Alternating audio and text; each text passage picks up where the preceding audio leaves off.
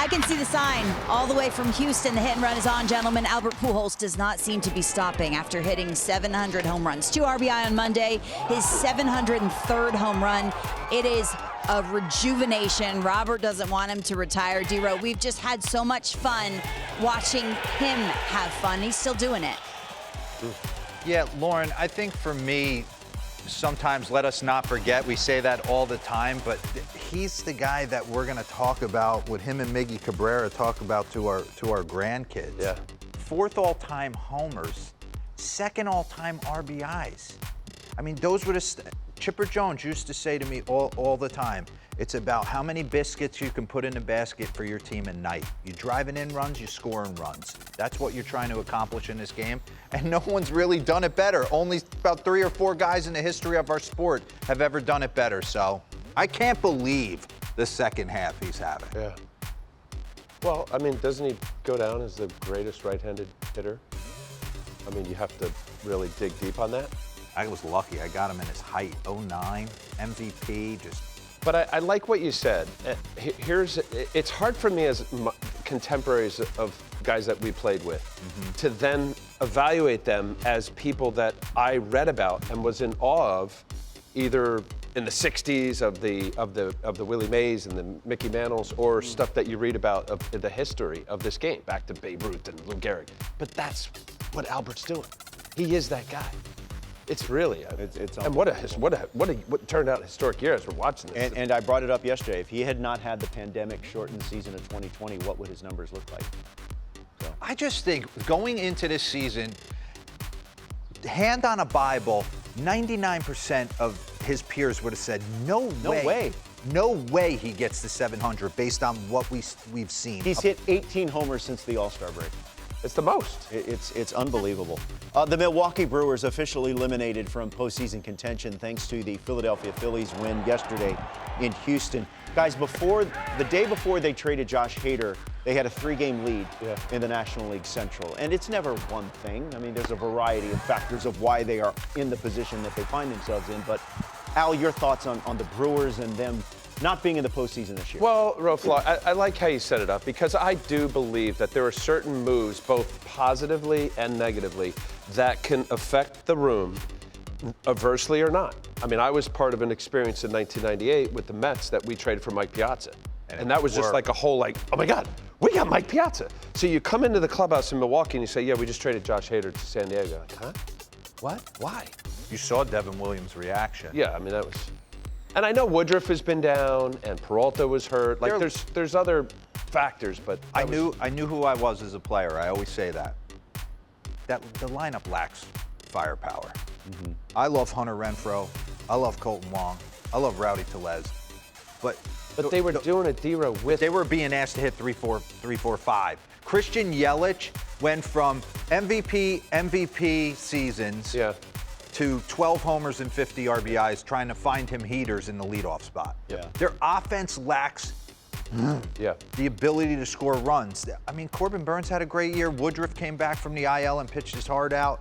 Yep. They didn't have Freddie Peralta the entire season. They fought, but in the end, I think their roster was light. And getting back to Josh Hader, I'm going to trust Craig Counsell and David Stearns that there's stuff we don't know as to why he was traded. Sure. Yeah.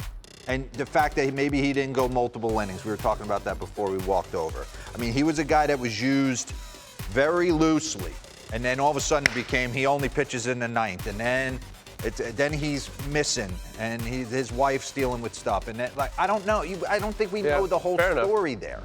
Yeah. Because how does he walk? Sure. Huh? Yeah. You're asking the wrong walk. Lauren, How does Robert Lauren, walk? how does he walk? How do you trade him? How do you sell that? I was just thinking about, you say the Brewers lineup is light. We've been saying that same statement for 5 years. It's the same as the Angels pitching is light, and nothing changes. Listen. That's been the storyline. Again, I hate saying, the assumption was Christian Yelich was 40 and 100 for you. You paid him as such. Yeah. And you're getting That's a good point. a shell of that. Yeah. So it puts Brewers looking to everybody next else year. in a tough spot. Yeah, the Dodgers have it all in front of them. They're trying to see what they have. And D-Row, you put eyes on Tony Gonsolin, 2 innings, and Dave Roberts said he's looking for velo, he's looking for the slider and the splitter, and how he works back from forearm strain. How do he look to you? Like he was getting loose. I didn't even have a chance to two innings. You could tell he was working on stuff. His velocity sat right around where it normally sits, 93 miles an hour. But to take anything from that, I took nothing from that except just to see him back out there. He threw some good splits, he hung some splits. He threw some good sliders, he hung some. So 2 innings obviously isn't enough to start a game. Yeah, it was. I love his split, and I think I agree with you. It looked like he was getting his work in. Yeah. And that's the way I felt about it. And obviously with the Dodgers where they are, they know they're waiting for the next round. So, yeah, I didn't see as crisp, at least with respect to command. On the flip side, Al. I mean, Urias is gonna. Who's starting game 1? It's Urias. Yeah. On the flip side, watching, and I know Boston won this game. Watching Tyler Glass now get his work in, 3 innings, 99. 7 punch-outs, hitting a hundo with a snapdragon. He had Tristan Casas swinging a pitch that bounced on the grass. He looked amazing. Yeah. Amazing. He's going to start game 2. Man. Said, I'm assuming game 1 will be Shane O'Mac. So, all right, in our last segment, JP Morosi with Lauren talking about Starling Marte unable to grip a bat. This is obviously not ideal, Al. Yeah. What's the outlook here? If you're in that Mets clubhouse, what do you think about Marte? Starling Marte was, in a lot of ways, for Buck Showalter and the Mets, is just versatile within the lineup. And I think when you get a veteran guy like that, and if there is a little bit of a soft spot with how production is going, and you have to lean on certain guys, he was really that guy because he could bat anywhere in that lineup. He really could. And as an opposing pitcher, when you're facing Starling Marte, you know the potential damage, you know what he's capable of doing. It's a loss. I know Vogelbach's good, and you can move McNeil around anywhere. I He's think one of the most it's a loss. underappreciated players in the game. I'm with you. Starling Marte. Yeah. You could argue outside Pete Alonso. I know Lindor got hot and had the huge ribby numbers, and he was kind of their run generator. Second slugging percentage on the team. Yeah. So this hurts them. This hurts them.